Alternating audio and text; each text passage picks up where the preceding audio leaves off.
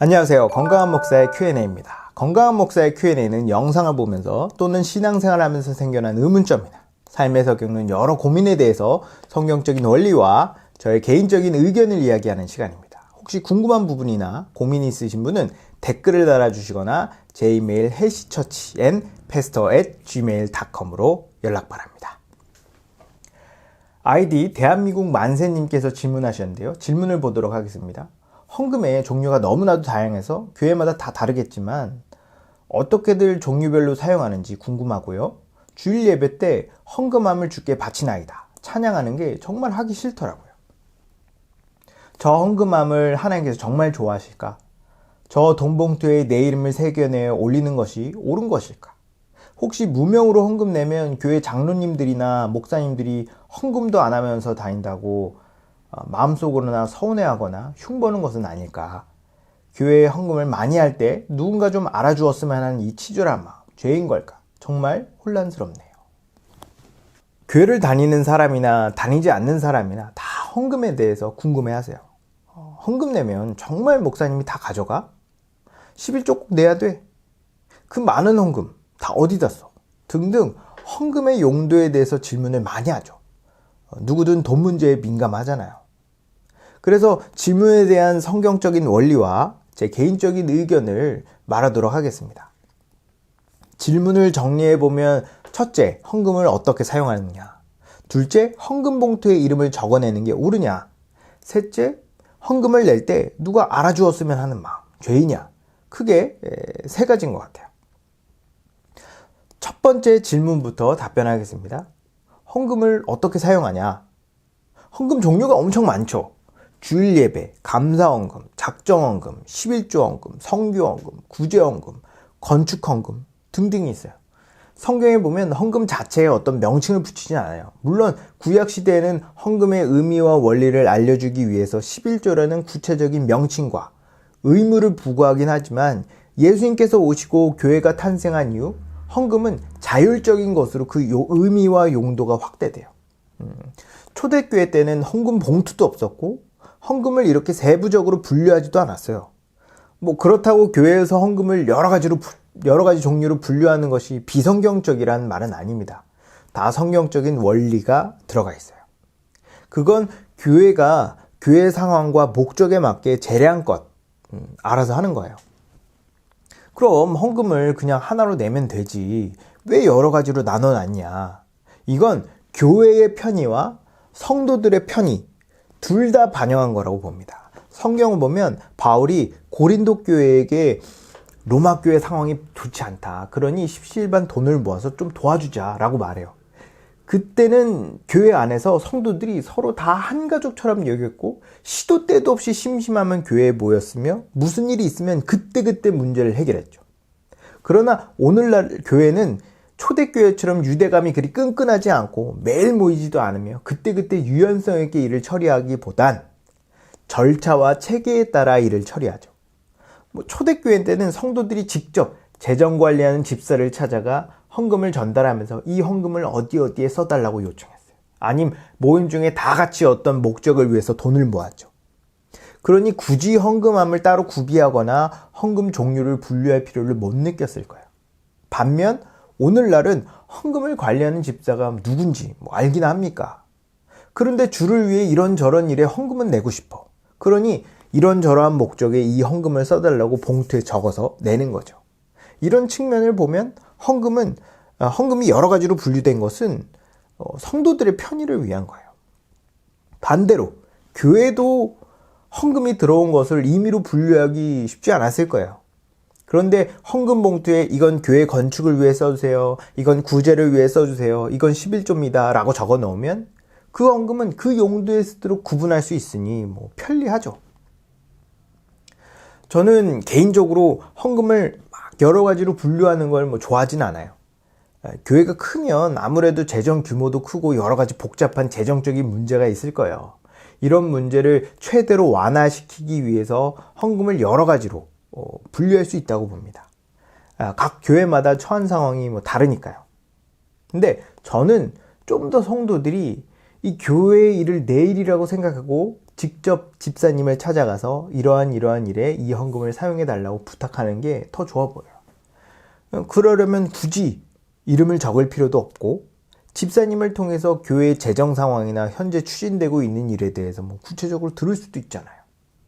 헌금을 꼭 주일에 낼 필요는 없습니다. 어떤 교회는 헌금함을 두고 한 주간 모아둔 헌금을 주일 예배 때 봉헌하죠. 어떤 교회는 예배 도중에 헌금하는 순서를 가지고 걷어서 그 자리에서 봉헌하죠. 그러다 보니 헌금은 예배 때 드리는 거구나 오해하기 쉽은데 꼭 그런 것만은 아니에요. 아무 때나 원하는 만큼 원하는 목적에 맞게 헌금할 수 있어요. 어떤 목적을 지정해서 헌금하는 것을 지정헌금이라 부릅니다. 예를 들면 건축헌금, 구제헌금, 선교헌금 같은 거죠. 이렇게 헌금을 지정해서 내면 그 용도로 쓰도록 요청한 거니까 그 용도에 맞게 써야 돼요. 그러나 11조, 감사헌금, 주일헌금은 특별한 목적이 아닌 하나님의 은혜에 대한 반응으로 드리는 거니까 교회가 내규에 맞게 헌금을 활용할 거예요. 교회 월세, 관리비, 사역자 사례비, 식대비, 각 부서 지원금 등 필요한 만큼 적당히 이렇게 배분을 하는 거죠. 그럼에도 남으면 저축을 한다든가 구제, 선교, 건축 등 부족한 것에 채워 넣을 겁니다. 두 번째 질문, 헌금에 이름을 적는 게 옳으냐? 저는 개인적으로 헌금에 이름을 적는 것을 선호하진 않아요. 그러나 헌금에 이름을 적는 것을 부정적으로 본다는 건 아니에요. 제 개인적인 성향이 주목받고 나를 드러내는 일을 좀 부담스러워하고 민망해하거든요. 그런데 그런 거 자체를 신경 안 쓰는 사람도 있을 테니까 이름을 적고 안 적고는 옳고 그름의 문제는 아닙니다. 그런데 교회 측면에서 보면 입장이 살짝 다를 수 있어요. 아까 말씀드렸듯이 마음이 있는 곳에 물질이 있거든요. 돈은 정말 삶에 직접적인 영향을 미치기 때문에 다들 돈 문제는 예민하죠. 돈 몇 푼으로 관계를 끊기도 해요. 어떤 것은 돈을 쓰는데 하나도 아깝지 않은 반면 어떤 것은 단돈 100원도 내 돈이 들어가는 게 아깝고 싫어요. 이처럼 많은 사람들이 돈을 통해 자신의 가치와 애착을 표현하기도 하죠. 그런 측면으로 헌금은 그 사람의 신앙을 가늠하는 하나의 지표가 될 수 있어요. 어떤 교회는 직분자, 즉 장로와 집사를 선출할 때 11조와 각종 헌금을 얼마나 내는지 확인합니다. 그건 돈을 얼마나 많이 냈느냐를 보는 게 아니라 이 사람의 신앙을 검증하는 과정에 활용되는 참고 자료로 보는 거예요. 그런데 본인 이름으로 낸 헌금이 전혀 없으면 그런 자료가 하나도 없는 거니까 검증의 질이 떨어질 수 있죠. 아니, 왜 직분자를 뽑는데 헌금을 뽑니까? 라는 생각이 들 수 있는데 장로와 집사를 임명하는 건 교회가 견고하게 서느냐, 와르르 무너지느냐를 결정할 정도로 핵심적인 사안이에요. 그냥 대충 결정할 문제가 아니죠. 저는 오늘날 한국교회가 이렇게 부패하고 무너진 주요 원인 중에 하나가 교회가 집사와 장로를 엄격한 기준과 검증 없이 남발했기 때문이라고 봅니다. 얼마 전 법무부 장관 하나 뽑는데도 나라가 두 짝이 날 정도로 그 직분에 대한 도덕성과 합당한 자질을 엄격하게 검증하라고 요구했잖아요. 저는 법무부 장관 뽑는 것보다 집사와 장로를 뽑는 게 더 엄중하고 엄격해야 한다고 생각해요. 교회는 아주 철저하게 장로와 집사의 자질을 검증해야 합니다. 근데 그분이 그동안 신앙생활 하면서 헌금한 내역이 하나도 없다면 그 사람의 신앙을 검증하는데 어려움을 겪을 거예요. 꾸준한 헌금 내역은 그 사람의 많은 부분을 가늠하게 하는데 여러모로 유익해요. 그러나 그분이 헌금 내역이 없다고 잘못됐다거나 문제가 있는 건 아니죠. 교회 안에서 헌금 말고 다른 영역에서 주를 위해 시간과 신경과 물질을 아낌없이 쓴다면 사람들은 다 압니다. 비록 내역은 없지만 그래도 헌금을 제대로 했을 것이며 집사와 장로로서 교회를 섬기기에 부족하지 않다고 생각할 거예요. 또 다른 면에서 헌금 내역은 성도들의 재정 상황을 교회가 가늠하도록 만들어줍니다. 그 목적은 그 사람의 신앙을 판단하는 것이 목적이 아니라 도움을 주기 위함이에요. 만약 헌금을 낼 수 없을 정도로 재정적으로 열악한 상황이라면 교회가 나서서 그 사람의 생계를 도와줘야 돼요. 교회는 모든 성도를 한 몸으로 여기고 한 가족으로 생각합니다. 그렇기 때문에 어느 한쪽은 배부른데 어느 한쪽은 배고픈 상황을 악하다라고 판단해요. 디모데전서 5장 8절을 보면 누구라도 자기 친척, 특히 자기 가족을 돌보지 아니하면 믿음을 배반한 자요, 불신자보다 더 악한 자라고 말해요. 그만큼 교회는 성도들의 환경, 생계, 재정 상태에 관심이 많습니다. 이런 이유로 헌금에 이름을 쓰는 것은 여러모로 의미 있고 유용하게 활용될 수 있어요. 요즘에는 교회에서 기부금 영수증을 발행해 주니까 성도들이 세금 혜택을 받을 수 있죠. 헌금에 이름을 쓰지 않으면 누가 헌금한지 모르니까 기부금 영수증을 발행할 수 없겠죠. 제가 봤을 때 이름을 쓰지 않는다고 문제될 것은 크게 없다고 봐요.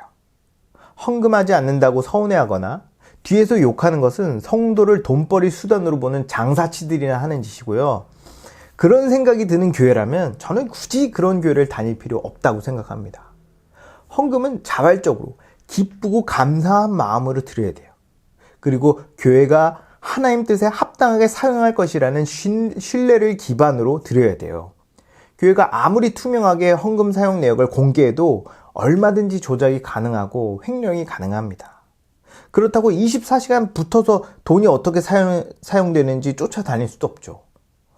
헌금을 내는데 의심이 들고 믿음이 가지 않는다면 그만큼 교회가 교회로서의 거룩한 모습을 보여주지 않은 거라고 저는 생각합니다. 마지막 세 번째, 헌금을 낼 때 누가 알아주었으면 하는 마음, 죄인가? 사람은 누구나 인정받고 싶은 욕구가 있어요. 교회에 열심으로 봉사하고 헌신하는 사람들 중에 마음의 상처를 받아 교회를 떠나거나 봉사를 접는 사람들이 정말 많습니다. 이런 사람들 얘기를 들어보면 사람들에게 섭섭한 거예요. 자기가 한 일이 사람들에게 전혀 인정받지 못할 뿐 아니라 오히려 무시당하기도 해요. 그렇게 한 해 두 해 섬겼는데 아무도 내가 한 일을 모르거나 신경도 안 쓴다면 속에서 스물스물 분노와 섭섭함이 올라오는 거죠. 교회에 오랫동안 헌신 봉사하신 분이면 한 번쯤은 경험해 보셨을 법한 일입니다. 저도 마찬가지고요. 그러나 우리가 알아야 할 사실은 우리가 사람들을 위해 헌신하고 봉사하고 있지만 영적인 관점으로 보면 그 사람 안에 있는 예수님에게 헌신하고 봉사하고 있는 거예요. 사람들이 무심하고 못 알아채도 내 안에 계신 성령님께서는 다 알고 계십니다.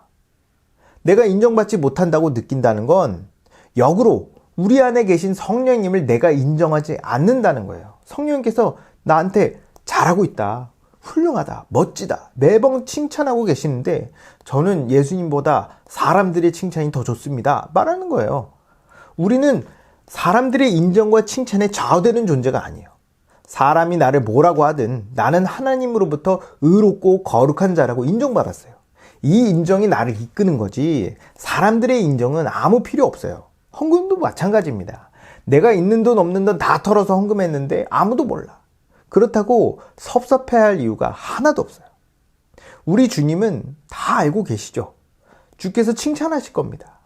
이 찜찜한 마음을 우리가 허용하면 나중에 섭섭함으로 몰려오고 결국 분노로 변해 마귀들이 의도한 대로 하나됨이 깨지거나 교회를 떠나게 되는 거예요.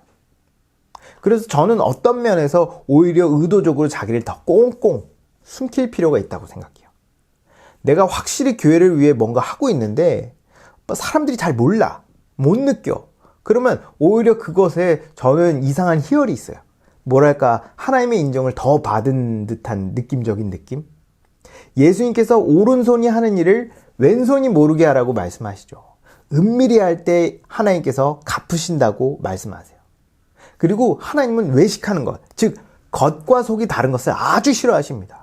겉으로는 하나님께 드린다고 하면서 속으로는 내심 사람들이 알아주길 은근히 바라고 생색내고 알아주지 않으면 막 심술부려. 저는 그거 죄라고 생각해요. 내가 행한 행위를 은근히 흘려서 사람들이 알아채고 인정받으면 성경은 그 사람의 목적이 그거니까 하나님의 인정은 없다고 말합니다. 헌금을 비롯한 모든 헌신과 봉사는 겉과 속이 일치해야 돼요. 그러다 보면 사람들이 어느 정도 다 압니다. 저 사람이 은근히 남몰래 헌금 많이 하고 아무도 안 보는 곳에서 묵묵히 헌신 봉사하는 사람이라는 걸 알게 돼요. 나도 모르는 사이에 사람들의 존경과 칭찬을 받는 사람이 되어 있어요. 이게 진짜 제대로 된 신앙생활입니다. 혹 사람들이 못 알아주고 칭찬하지 않으면 어떻습니까? 우리 주님이 다 아시는데 저는 그것만으로 만족해요. 여러분도 그랬으면 좋겠습니다. 정리할게요. 헌금은 감사의 표현으로 드리는 일반 헌금과 특별한 목적으로 드리는 지정 헌금으로 구분할 수 있는데, 일반 헌금은 교회가 임의로 필요에 따라 사용할 수 있으며, 지정 헌금은 헌금의 목적에 맞게 사용해야 한다. 헌금에 이름을 쓰는 것은 옳고 그름의 문제는 아니다. 헌금 봉투와 종류가 다양하며 이름을 쓰는 것은 교회의 편의와 성도들의 편의 둘 다 반영한 것이다. 그러므로 원하는 대로 헌금하되 교회의 방침을 따르는 것이 좋다. 그리스도인은 사람에게 인정받는 것이 아니라 하나님께 인정받아야 한다. 사람에게 인정받지 못하더라도 그 사람의 마음과 행위가 바르다면 하나님께서 인정하신다. 그리고 결국에는 사람들도 알게 될 것이다. 그러니 뭐가 됐든 무슨 일을 하든 주만 바라보고 해야 된다. 제 답변이 도움이 되셨는지 모르겠네요. 혹시 아직 해소되지 않은 부분이 있거나 또 다른 궁금한 것이 있으면 언제든지 댓글 또는 제 이메일 helshchurchandpastor@gmail.com으로 연락 바랍니다. 지금까지 건강한 목사의 Q&A였습니다. 감사합니다.